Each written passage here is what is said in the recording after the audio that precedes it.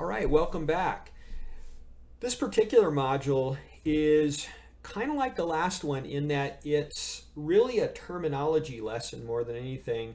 But again, you'll hear these terms. It's important to be familiar with them, and also it expresses a little bit about how options are valued. And it's the concept of intrinsic versus extrinsic value. All right, so what does all that mean? It's kind of a mouthful. Well, we talked about in our last session, there were in the money and there were out of the money options. In the money options had a concrete amount of value built into them. So in other words, if I had the example we gave is if I had a 120 option that I could buy Apple at 120 and it was currently selling for 135, I had $15 of built-in value. We call that intrinsic value. And out of the money options don't have that. It's all extrinsic value. So let's look at an example of this in our options chain to better explain it. So here we go. You remember our options chain, we were using the July 16th. It has 81 days left till expiration. I'm using a snapshot from Thinkorswim, which is a TD Ameritrade platform. And you'll see that currently the 125 call option, 125, and the call options are here on the left, is selling for about 13 bucks, call it, right? So the value though of Apple is about 10 bucks more. It's about almost 135. So in other words, if I had that option, I could buy it. The call options give me the right to buy at my strike price. So if I own the 125 option, it says I could buy Apple for 125.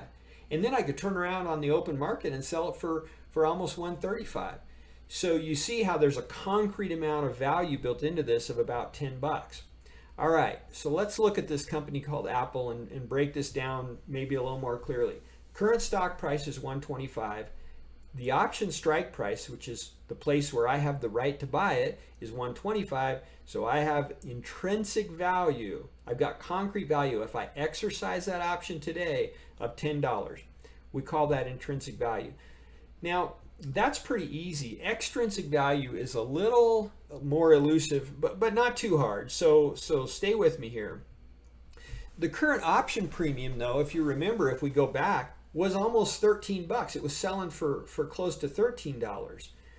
Now, I know that if I exercise, I have this intrinsic value. I've got a concrete amount of $10, but it's selling for 13.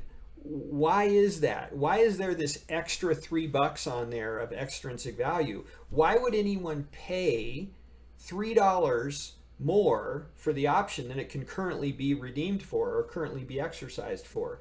And the answer is time, right?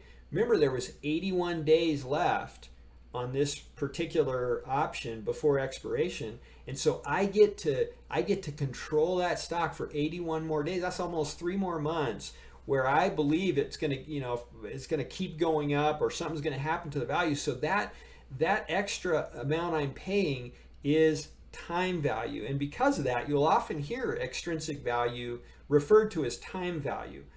In options, time is money. Lots of things, time is money, but especially in options, time is money. You pay for time. The further out an option is in time, the more it costs you in time. So intrinsic value is the concrete amount that you could redeem an option for. The extrinsic value is the leftover time value that you'll see in an option.